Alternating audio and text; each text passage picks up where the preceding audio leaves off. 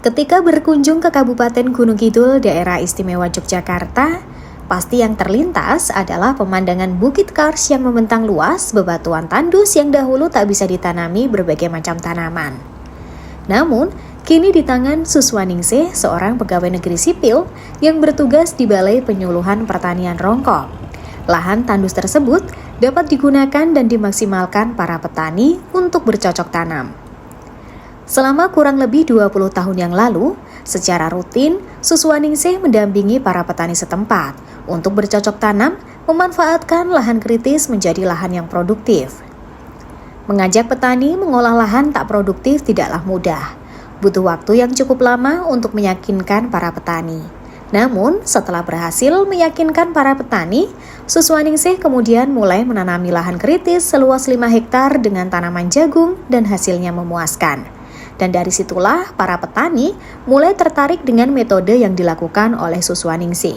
Tanah-tanah yang terbatas di antara bebatuan itu ternyata bisa ditanami berbagai macam tanaman, seperti jagung, kacang tanah, kedelai lokal, ketela lokal, dan bahkan padi. Jika awalnya luasan lahan kritis yang diolah hanya 5 hektar, kini sudah ada pengembangan 200 hektar di Kelurahan Melian. Sementara untuk satu Kapanewon ada sekitaran 900 hektar.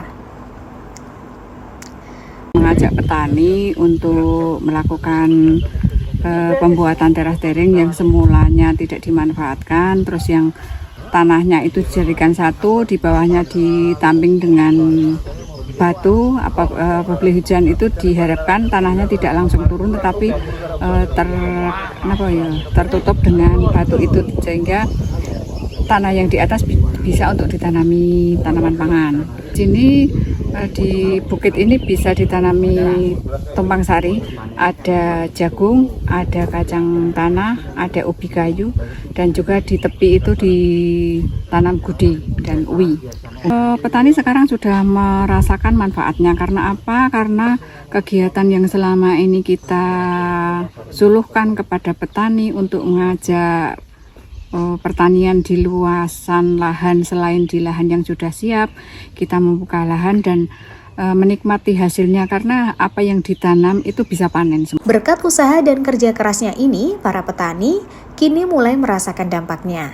Salah satu petani yang merasakan dampaknya ialah Tukiran. Menurutnya, dengan memanfaatkan lahan kritis menjadi lahan produktif ini dapat meningkatkan ekonomi para petani sehingga dapat bercocok tanam dengan lahan yang lebih luas. BPP itu benar-benar ada manfaatnya.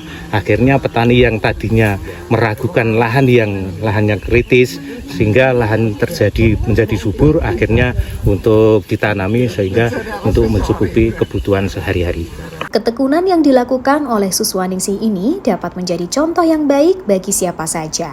Karena jika ada kemauan dan tekad yang kuat, pasti akan ada jalan.